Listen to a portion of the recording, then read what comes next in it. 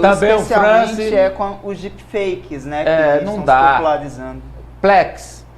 Concorda. Mas será não, nada. Farol. Poxa, meu Deus, você tinha que concordar, agora eu vou concordar com você, porque eu concordo com o ministro. Vamos lá, Cíntia Lages ao vivo. O ministro de Moraes está lá em Brasília, a Cíntia também está lá, olha ela aí. Atenção. Cíntia, correspondente... Você falou em IA, né? Meio Norte. Aí as IA se vingaram, já derrubaram o sinal da Cíntia. Não, olha a Cíntia aí. Tá aí. Olá, Cíntia, boa tarde. Boa tarde a todos e aos telespectadores também. Você também concorda, né, com essa postura aí do ministro? Completamente. É preciso dar um basta e agora nas eleições da Argentina isso ficou muito claro. Olha aí, tá vendo? Não é possível mais elegermos memes para as administrações públicas. É o que estamos fazendo hoje. Atenção, vamos começar com a fala de Lula. Ele está na Alemanha, mas fez lá a live, né? Você pode só repetir, Amadeu? O teu áudio está um pouco ruim. Vamos começar com o presidente Lula, que fez a live dele da Alemanha. Sim, vamos começar com o presidente Lula. Bom, a gente tem duas pautas, né, do Lula. Eu começo com o agro, eu começo com... o agro. Vamos lá, pronto. Bom, o presidente Lula, na conversa com o presidente no dia de hoje, ele reuniu os ministros e fez um balanço sobre essa viagem, tanto para a COP28, como aqueles acordos que ele firmou com a Alemanha. Na verdade, Amadeu, o presidente hoje deu uma aula de como se comunicar com seus eleitores. Ele estava visivelmente irritado porque não conseguia que as pessoas, que os brasileiros entendessem que de fato era a grandiosidade dessa viagem. E aí ele reuniu os ministros que foram com ele, que estão ainda, já que eles estão voando de volta para o Brasil, para que cada um deles falasse um pouco. E na parte da agricultura, que foi a parte mais interessante, o presidente destacou 72 acordos que foram feitos. Um dos acordos é muito curioso. O Brasil, pela primeira vez, vai vender algodão para o Egito. Ora, a gente sabe que o Egito é conhecido pelo algodão, né? Os lençóis egípcios, o algodão egípcio é muito conhecido no mundo e é considerado o melhor. E agora esse país vai também importar do Brasil. Aí o presidente mandou um recadinho para o agronegócio, que é um setor que ainda não se dá muito bem com o governo dele, né? Tem sempre aquela rusga com o agronegócio. Ele gravou, nessa parte, ele falou sobre isso e citou, inclusive, que tem apenas uma parte do agronegócio que não entende que não dá mais para continuar apenas desmatando. É todo verdadeiro produtor rural que produz, que faz negociação com o mundo inteiro, que quer exportar os seus produtos, que quer entrar na cadeia do mercado para vender os seus produtos, sabe que o mundo está exigindo qualidade e está exigindo muito cuidado na questão ambiental. Perfeitamente. Portanto, eu posso te dizer aqui, você que é um homem do agronegócio sabe, o empresário do agronegócio, que é o verdadeiro empresário do agronegócio, ele sabe que ele tem que cuidar da sua imagem, da imagem dos seus produtos, senão ele não vai vender o seu produto, ele vai ter dificuldade, porque hoje tudo é rastreado. Exatamente. Não é isso? Exatamente. E nós tivemos...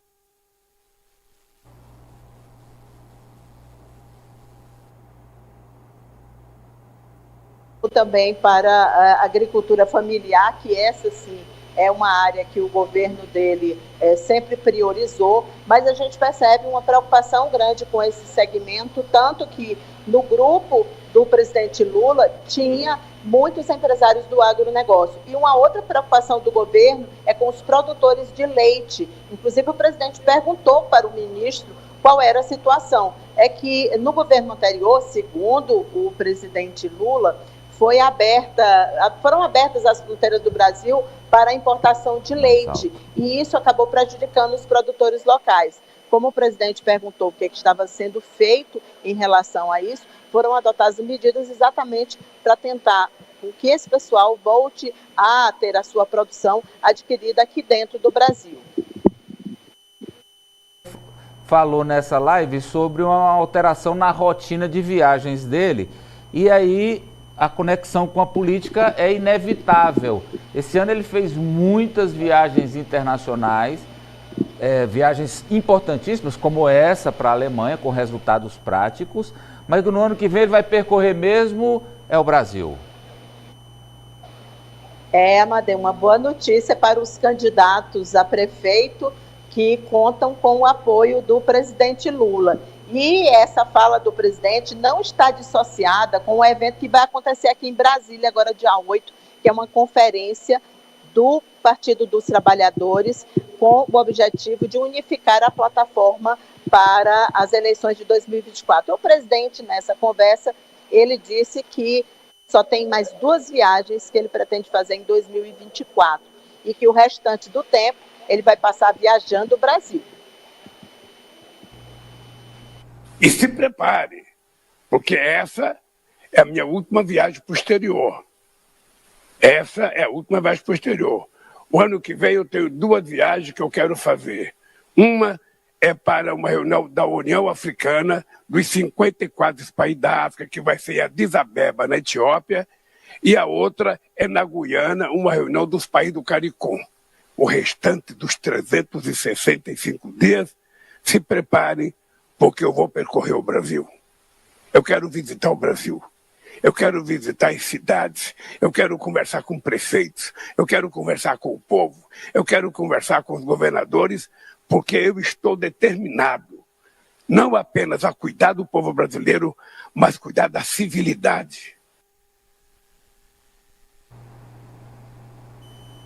Deu a dica aí, né? Vou conversar com os prefeitos, vou falar com o povo, porque, na verdade, Amadeu, o presidente tem uma visão de que é preciso fortalecer a base política dele, principalmente nas cidades. Ele tem tratado muito com governadores, mas, sobretudo, com prefeitos. E essa é uma preocupação, porque o presidente, inclusive hoje, ele voltou a falar sobre o aumento do nazismo, sobre a volta do fascismo. Ele falou sobre esse assunto, falou sobre essa narrativa de fake news que hoje também domina o Brasil. Então, há uma preocupação grande, embora o Partido dos Trabalhadores não tenha lá pretensões muito ousadas. No Piauí, por exemplo, eu conversei com o presidente do PT, eles imaginam uma eleição de 10% do número de prefeituras, prefeitos, em 10% das cidades, para um partido que é o partido do governo, é uma pretensão tímida. O presidente quer que isso seja ampliado em todo o país. 10% de 224, PT com 23 prefeitos? Seria isso? 22, segundo o João de Deus.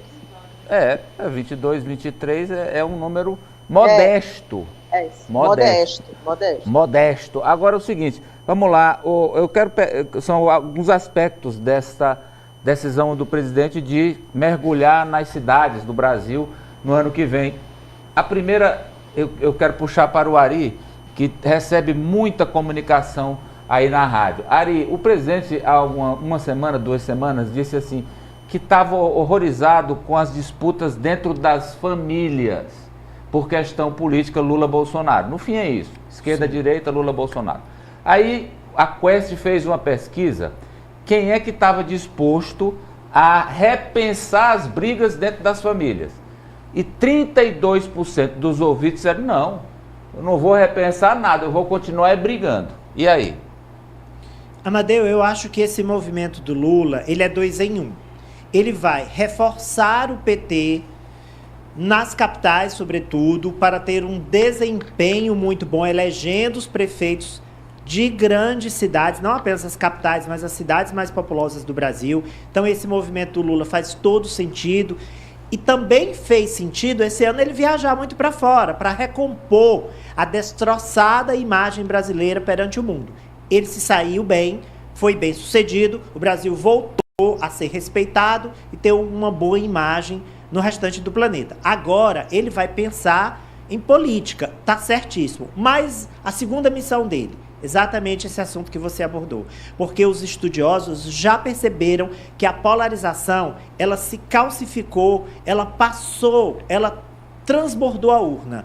Hoje, é o time de futebol, é o cantor, é a artista que é petista, artista, o sertanejo que é de direita, é o colégio, é a universidade, é a marca de roupa. Quer dizer, o país caminha para uma polarização cruenta, improdutiva e perigosa. E eu acho que é uma oportunidade do Lula, ao percorrer o Brasil, porque ele não vai falar só para petista, ele não vai falar só para quem votou nele, ele vai falar para todos os brasileiros. Eu acho que nessas andanças é uma oportunidade que ele não pode perder de fazer o Brasil recuar nesse caminho, que é um caminho que não leva nada de bom, o caminho da polarização extra-urna. Que já levou a mortes. Sim, inúmeros. E já levou a mortes. Atentados. Vários... tá louco.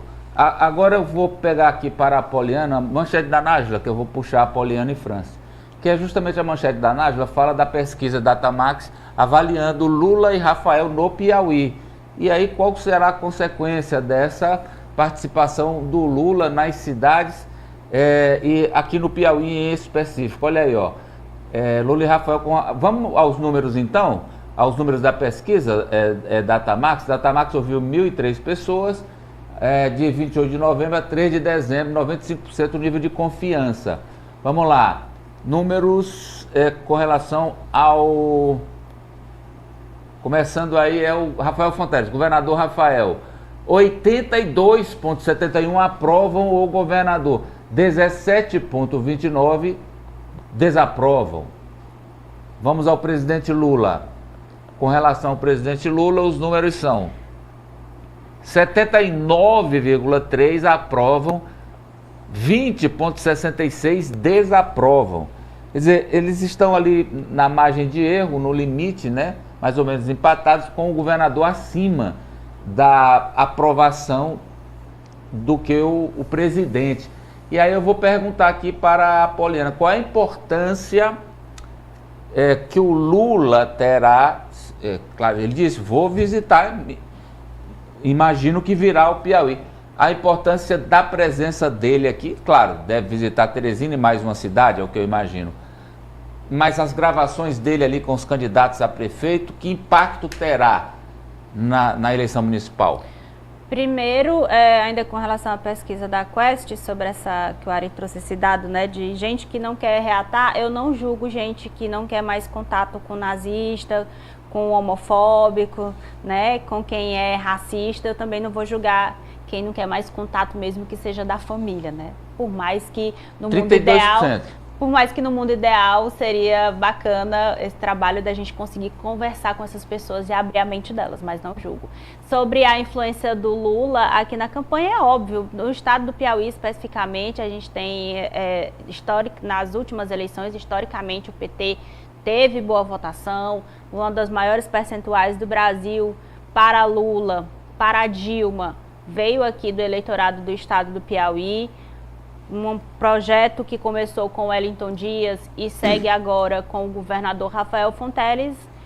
Todos os prefeitos que são da base de Rafael, independente de ser do PT, de ser do MDB, de ser do PSD, de ser do Solidariedade, vai querer uma foto com o presidente, porque de fato todo mundo vai querer confeccionar o santinho com o Lula. Agora tem um calcanhar de Aquiles essa história, Teresina.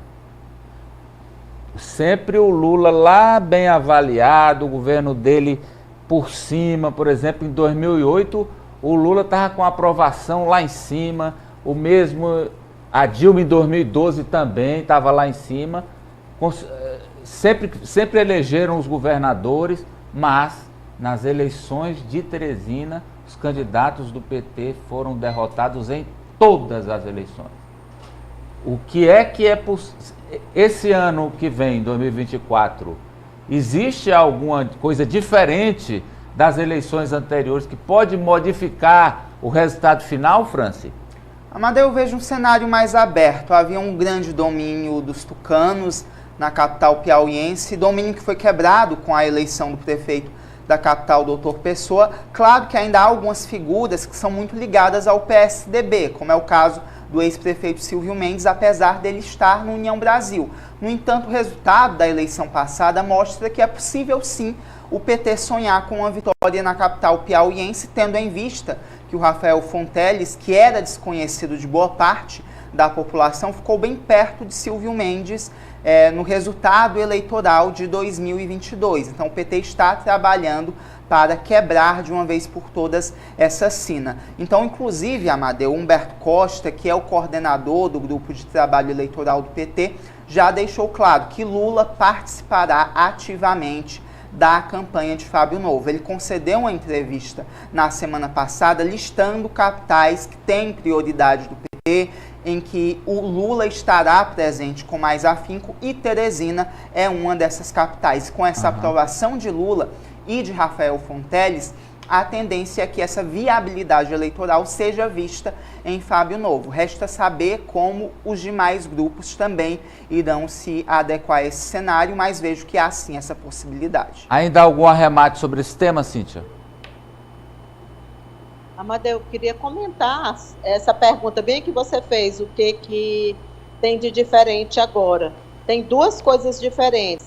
A primeira é que não tem Firmino Filho, com quem o ex-governador Wellington Dias mantinha uma parceria administrativa.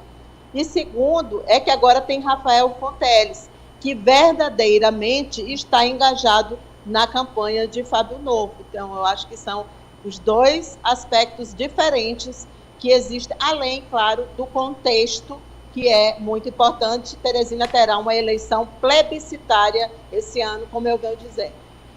Agora vamos falar sobre Flávio Dino, que tem relatório favorável à sua indicação ao Supremo.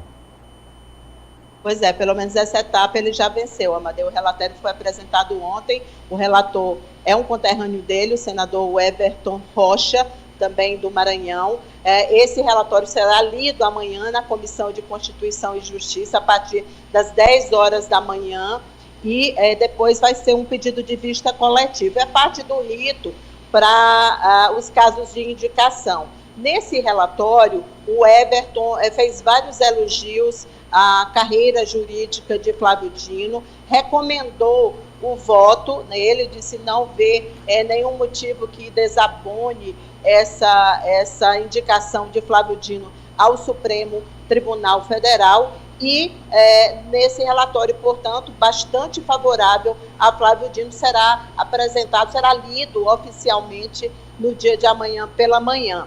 E a gente sabe que a CCJ é também uma etapa, né, nesse processo, nesse rito de indicação para chegar ao Supremo Tribunal Federal. Só depois o nome dele irá a plenário. O Everton continua sendo bastante otimista, ele acredita que Dino terá 50 votos favoráveis à indicação, quando ele precisa de 41.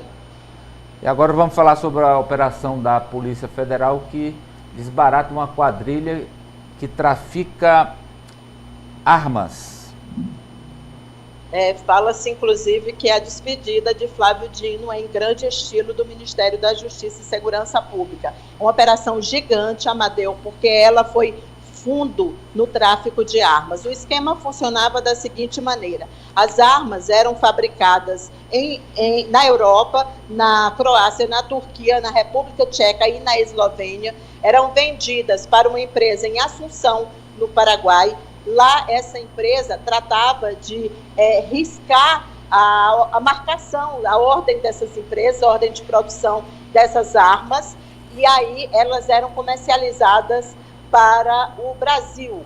Até agora, segundo dados da própria Polícia Federal, das 43 mil armas que foram fabricadas nos últimos 3 anos nessa empresa e foram adquiridas pela empresa paraguaia, pelo menos um total dessas 43, 25 mil armas teriam sido desviadas para o tráfico de drogas, para traficantes. Então, essas armas eram vendidas para os traficantes que não tinham número de série. Essa operação começou na Bahia no ano passado.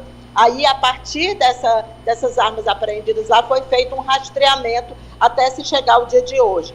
Por que eu falei que os números são gigantes?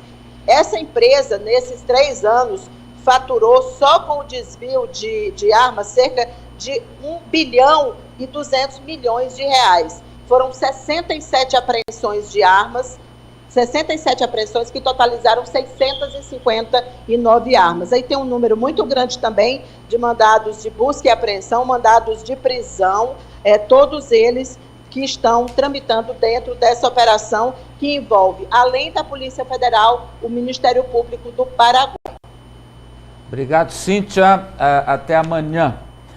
Olha só, empresas e consumidores sabem o valor de parceiros dedicados, como a LG Informática, que assumem a gestão completa do seu parque de impressoras, desde o fornecimento de equipamentos de ponta, como multifuncionais, impressoras e servidores, até o abastecimento de insumos originais, assistência técnica no local e softwares de monitoramento avançados. A LG tem uma equipe de especialistas à sua disposição para garantir que as suas operações de impressão fluam perfeitamente. E aí, você, a sua empresa, fica liberada para focar no que realmente importa, o sucesso do seu negócio. Contato 3222-1023, o Instagram @lg.informática_.